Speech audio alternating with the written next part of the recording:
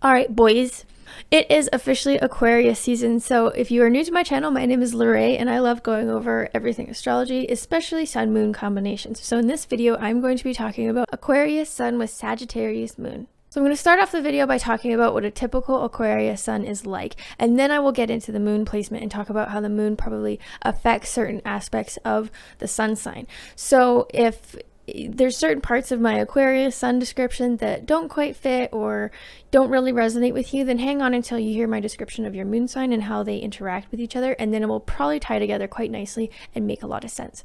Now, before I get started, I want to let you know that once a month I'm giving away a free astrology birth chart reading. So if you want to know how you can enter into this draw and potentially get a free reading from myself, which would cover more than just your sun and moon sign like in this video, then stay tuned till the end and I'll let you know how to enter. But now let's dive into Aquarius sun. So Aquarius suns are very easygoing, patient, unique, and intellectual. They're definitely the most opinionated air sign. Libra and Gemini, they do like learning about information and having ideas, but I find that they tend to kind of be pretty airy about how much they stick to those opinions. Aquarius is a lot more opinionated, and they are a lot less likely to bend to other people's opinions and other people's like pressure to agree with them. Aquarius is far more likely to be opinionated and refuse to conform to what other people think. A lot of the time when you're opinionated, you're going to have some pushback or conflict from other people that don't agree with you. And I find that Gemini and Libra are the two air signs that are far more likely to kind of cave to some pressure or just understand both sides or just want to get along. Aquarius is a little less like that. They're far more likely to stand firm in their opinions. The nice thing about Aquarius though is they tend to, like, despite their strong opinions, they tend to not be very judgmental of others for their differing views. In fact, I find Aquarius can have quite a bit of respect for other people's viewpoints if they, aren't aggressive or mean about it. Basically, if two people are able to just have differing viewpoints and actually have a real conversation, and if Aquarius is able to understand like how people got to that understanding or that belief or that opinion, they're pretty likely to kind of understand and not be super judgmental about it. They don't easily get offended. Aquarius is not an emotional placement and they're quite objective, and so they tend to have kind of a live and let live mentality. So the only time in Aquarius is not those things, where they're the time that an Aquarius is judgmental and does not have a live and let live mentality is if they feel like the other person, or if someone is infringing on either their freedom or someone else's freedom in some way, or has an opinion that is potentially harmful or something like that. So Aquarius is very concerned about freedom and individuality. And so if someone has an opinion that's, say, very narrow-minded, or it kind of infringes on people's ability to be an individual and a free-thinking individual, then that's when Aquarius can be kind of judgmental and stick up for people. They love to, Aquarius is a very rebellious placement, and they love to stand up for other people, and they love to stand up for causes. So you'll probably tend to see, like, if Aquarius is standing up for some kind of cause where they want to create change of some kind, it usually has to do with freedom and individuality and kind of unity. They want people to be able to stand up for like this unity and this collective ideal of some kind. And that's kind of what you see happening lately with what's going on with Wall Street bets on the stock market. Saturn and Jupiter entered into Aquarius. First we had the great conjunction, and now they're both transiting through Aquarius throughout this year. And I had said in one of my transit videos that I think you're going to start see some kind of uprising and rebellion when it comes to freedom and wanting people to have like their collective freedoms, and people kind of being more united and banding together to create some sort of freedom when it comes to authority, government, work, finances, that sort of thing. And so we're starting to see that. And that's just pinnacle Aquarius, is rebelling to create some sort of change in the direction of freedom and standing for a collective cause. So Aquarius is also known for being quite aloof. That comes from being very independent and just wanting their own individuality and freedom. So they can come across across quite aloof. They're just not a very emotional placement. They don't get easily worked up. But despite that, they do enjoy relationships with like of all kinds, romantic, friendship, otherwise. They enjoy getting to know lots of people, and they enjoy connecting with people, and they can be a very reliable and faithful friend as long as that person doesn't infringe on their independence and their freedom. So it can come across to other people as them being very cold when they have this relationship with a person, whether it's a friendship or romantic or a family, a member of some kind. They can have what feels like a very close relationship. They get along really well, and the Aquarius Sun is really easy to get along with. You know, they're the kind of people you can just hang out in their company and in their presence, and you don't really have to try super hard, right? They're not the kind of people that you have to like plan some big thing to do with them. Like, they're the people that you could just like sit in silence with and actually enjoy their company. And you could do this if it has been like a year since you've seen them. You know, Aquarius suns don't need a lot of attention. They don't need to be in constant contact.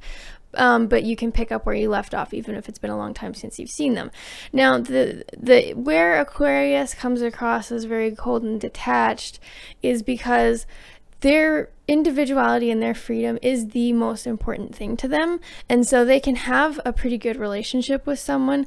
Like I mentioned, it doesn't have to be romantic. So they can have this relationship with a person and seem quite close and get along really well. As soon as that person, though, is infringing on their independence and freedom, that is when Aquarius is able to drop them like a hot sack of potatoes and cut them off, essentially. So that's where, to other people, that seems very cold and, oh, like, how could you do that if, like, you know, we're close friends or we're dating or whatever it is. As soon as an Aquarius feels trapped, they are gone. And so that's just how they operate, because for them, the number one most important thing to them is their individuality and their independence and their freedom. And so as soon as you are going for that, they are out. And this can depend on the moon placement, which we will get to. Now, lastly, about Aquarius Sun is they, like I mentioned, are so concerned with being an individual and being unique. And sometimes I feel like the Aquarius puts like so much pressure on themselves to be unique and intellectual and different. You know, they're the kind of people that are into like conspiracy theories and alien life and just a lot of cool stuff, you know. But sometimes they can be so concerned about you being unique and being different and going against social norms that sometimes they just do it for the sake of being different or the sake of being unique. Not all of them, but some do. It's just that's so important to them that like it's almost as if sometimes I think Aquarius's self-worth is attached to how unique they are and how how special they are compared to other people. I think Aquarius's biggest fear would be being average or being mediocre. So sometimes I feel like they put too much pressure on themselves, or they're so concerned with being unique and being different that sometimes they do it just for the sake of being unique and different, even if that's not truly who they are or what they're interested in or want to do. Now, before I get started on the moon sign, I just wanted to let you know about the Kickstarter campaign that I have officially launched. At the time of recording this is how much I have raised already, and I would really appreciate if you would check it out if you enjoy the content that I'm making. This Kickstarter campaign will be helping fund the content that I'm making for this YouTube channel, like the sun-moon combinations, and it will also help fund the making and printing of this beautiful tarot deck. So I will leave a link in the description if you want to check that out. In the meantime, let's get back to today's video. So now we get to Sagittarius Moon. So Sagittarius and Aquarius are sextile each other, which is a very harmonious relationship. So Sagittarius moons are very optimistic. They're very funny. Sagittarius placements are known for their sense of humor and their bluntness. It's usually bluntness in a humorous way. And Sagittarius loves adventure. They really set big goals and they forge ahead to accomplish them. They're really good at starting things. Most fire signs are good at starting things and have a harder time finishing them. And Sagittarius is just very impatient of a placement, and so they may have, that's one of the reasons they have a hard time sticking with things. So Sagittarius is very big picture, very optimistic and idealistic, which is very much like Aquarius.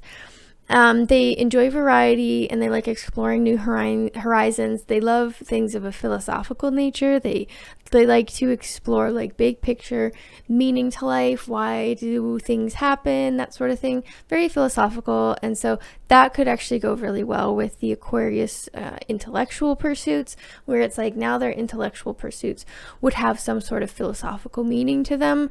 And when they're, reinventing themselves or what have you, then the Sagittarius is, loves it because they're exploring new horizons and they enjoy adventures and they enjoy change. Sagittarius also really values their freedom and their independence, and so they don't like to be tied down and have trouble committing.